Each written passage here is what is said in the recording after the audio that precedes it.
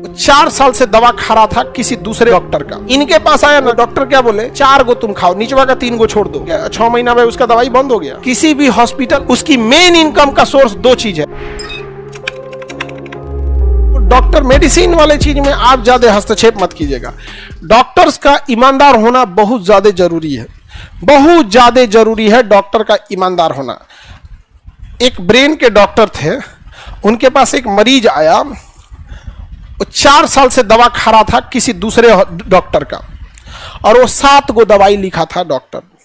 इनके पास आया ना, कहा कि सर इस 4 साल से हम दवाई खा रहे हैं, सही है नहीं हो रहे हैं। तो वो डॉक्टर क्या बोले कि ऊपर का ही जो 7 गो दवाइयां है ना, ये 4 गो तुम खाओ, निचवा का 3 गो छोड़ दो।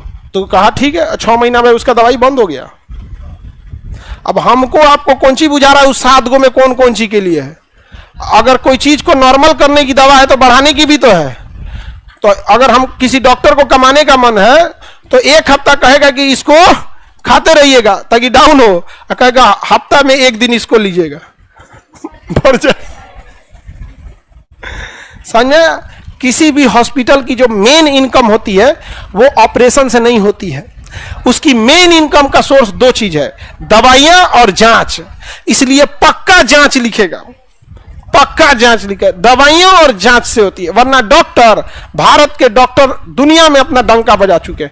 ये इतने एक्सपीरियंस होते हैं कि सकलवा देख के ना भाप जाते हैं सब, लेकिन उनके ऊपर भी एक प्रेशर होता है, क्योंकि ज्यादातर हॉस्पिटल किराए के बिल्डिंग पे हैं।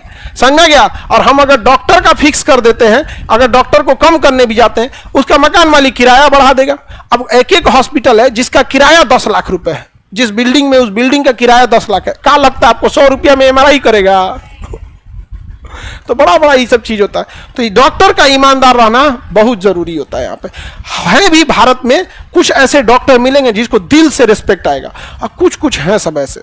आपको भी पता होगा, हर जिला में 1-2 ऐसा होगा सब यहाँ पे।